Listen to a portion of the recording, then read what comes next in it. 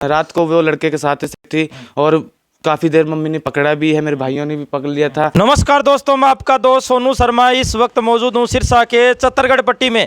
साथियों, मैं आपको दिखा देना चाहता हूँ किस तरीके से एक लड़के को उसकी पत्नी द्वारा पिटाई की जाती है और उनकी पत्नी के भाई और उनकी सास द्वारा पिटाई की जाती है और घर में तोड़ फोड़ की जाती है। आप देख सकते हैं किस तरीके से यहाँ पर पत्थर ही पत्थर पड़े हैं। जो साथी जुड़ रहे हैं उनसे गुजारिश और विनती है कि वीडियो को शेयर करें। आप देख सकते हैं किस तरीके से, मैं मेरे कैमरे से योगी सिखाऊंगा, थोड़ा सा आगे आइए। आप देख सकते हैं किस तरीके से यहाँ पर देख सकते हैं ये टीवी, ये देख सकते हैं टीवी, ये देख सकते हैं टीवी है, इसको भी तोड़ दिया गया है। ये आप देख सकते हैं पत्थर ही पत्थर यहाँ पर नजर आ रहे हैं। आप देख सकते हैं सभी साथियों से गुजारिश है वीडियो को ज़्यादा से ज़्यादा शेयर करें।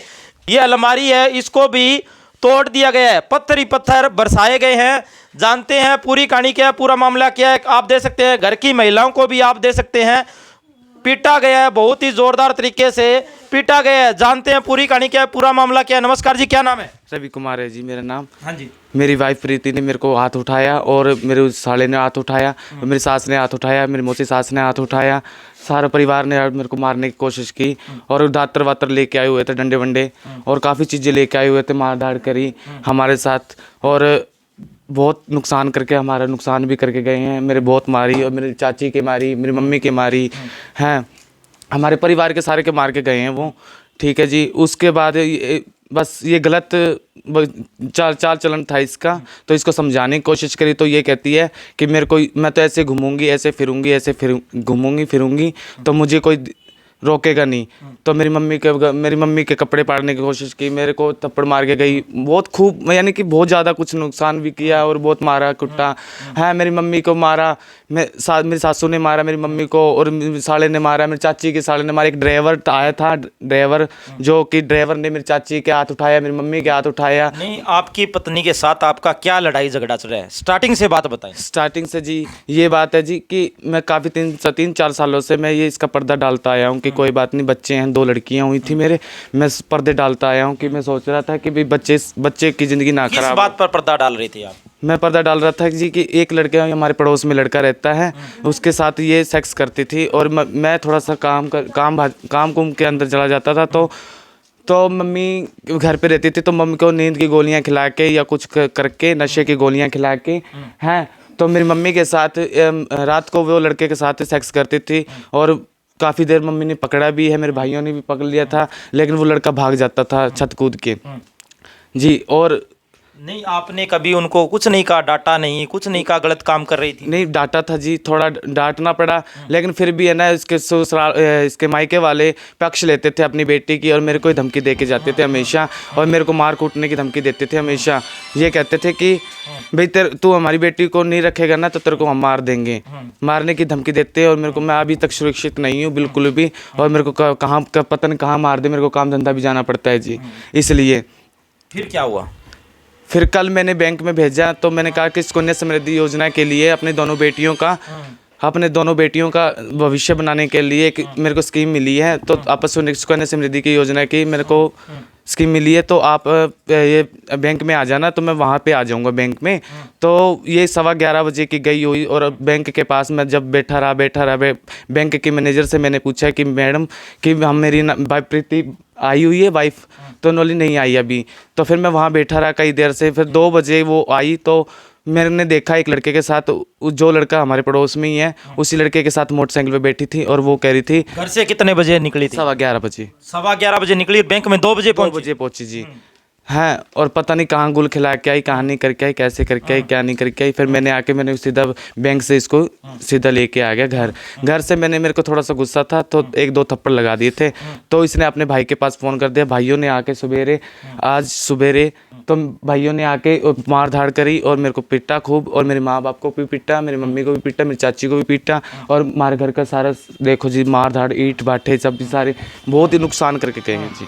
नहीं, आपको आपके होते हुए रात को नींद की गोलियां भी खिला देती थी? हाँ जी, मेरे को भी होते नींद की गोलियां खिला देती। कई बार चक्कर आता था तो मैं महसूस करता था कि शायद है ना कि हम सिर दर्द की गोली वगैरह हो जाती है तो कोई ज़्यादा हो जाती है तो कोई खा लेते, कोई दिक्कत नहीं है। लेकिन हमारी ये पता नहीं था कि ये नींद की गोलियां खिला रही है हमारे को। नींद की गोलियां खिला के सुलाती थी, नशे की गोलियां खिला के सुलाती थी हमारे को। और हमें वो 10-10, 11-11 बजे आता था सुबह, तो हमें ड्यूटी का जाने का समय भी होता था तो उठ नहीं पाते थे हम उस टाइम। तो खाना नहीं भाता था, उल्टियाँ आती थी। तो इसलिए हमारे को महसूस किया कि हमने पता किया कि भी ये कैसे होता है। तो उनका तक नींद की गोलियां खिलाई जाती हैं। नहीं, आपने अपने जैसे सालों से या आप अपने ससुर से, सास से इस बारे में बातचीत नहीं की भी मेरी पत्नी को समझाया जाए? काफ़ी टाइम बातें की थी हमने, 3 साल से बातें करते आ रहे हैं, यही बातें करते आ रहे हैं कि समझा लो आपकी बेटी को। लेकिन वो मेरे पक्ष में नहीं बोलते थे कभी भी। ये कहते थे तू गलत है, ये मेरी बेटी गलत नहीं है। आपकी क्या गलतियाँ निकाली जाती है? मेरी गलती है सिर्फ ऐसे कहते थे ड्रिंक पी के मेरी बेटी को पीटते हैं। लेकिन मैंने कभी भी, मेरे पड़ोस में भी है ना, कभी भी ये सोच लेना कि कभी भी मैंने पीटा नहीं। गलत काम के लिए तो हर कोई भी है, जो भी आंखें देखी मक्खी कोई भी नहीं खाएगा जी। तो अब आपकी शासन प्रशासन से क्या मांग है? शासन प्रशासन से यही मांग है मेरी कि हमारे परिवार को किसी का कोई मारने धमकी दे रखी है और क्या पता कौन आधी रात को भी आ सकता है, कैसे कर सकते हैं, हमारे को थोड़ा डर है जी। हम प्रशासन से यही मानते हैं कि हमारा साथ दें और पुलिस प्रशासन भी हमारे साथ दें कि भाई मार धाड़ हुई है। इतना कुछ हुआ, 3 साल आपका रिश्ता कैसे चला? इतना कुछ बीत गया आपके साथ, आप सब कुछ देख रहे थे, आपको पता था, फिर भी 3 साल इतने लंबे समय कैसे चला आपका रिश्ता? 3 साल इसलिए चला कि क्योंकि मैं बेटियों से ज़्यादा प्यार करता हूँ जी। मेरी बेटियों के बिना मैं एक पल भी नहीं रह सकता, एक पल भी। मेरी बेटियों को देखता था तो मेरा सूर्य निकलता था कि मेरी बेटी जो मांगेगी मैं दूंगा। लेकिन मेरी बेटियों भविष्य खराब कर दिया इस जनानी ने। अब वो अपने घर चली गई? वो अपने घर चली गई। बेटियों को भी ले गई? बेटियों को भी ले गई। मेरी बेटियों के बिना एक पल भी जी नहीं लग रहा कि मेरी बेटी आंखों के तारे थी 2 और वो उसने छीन लिए मेरी आंखों के तारे। और आज मेरे को बहुत ज़्यादा मार के गई वो भी। आप देख सकते हैं लड़के की माँ को और चाची को किस तरीके से पीटा गया है और बहुत ही ज़बरदस्त तरीके से पिटाई की गई है लड़के की पत्नी द्वारा। आप देख सकते हैं किस तरीके से पीटा गया। क्या नाम है जी आपका? शीला। हाँ जी, कैसे पीटा गया? वो एकदम से आए इसकी मेरी जेठानी है मेरी, इसको एकदम से मारने डाल दिया, इसको नीचे गिर लिया उन्होंने, नीचे गिर लिया। मैं आई एकदम छुटाने के लिए, वो मेरे भी लग गए मारने।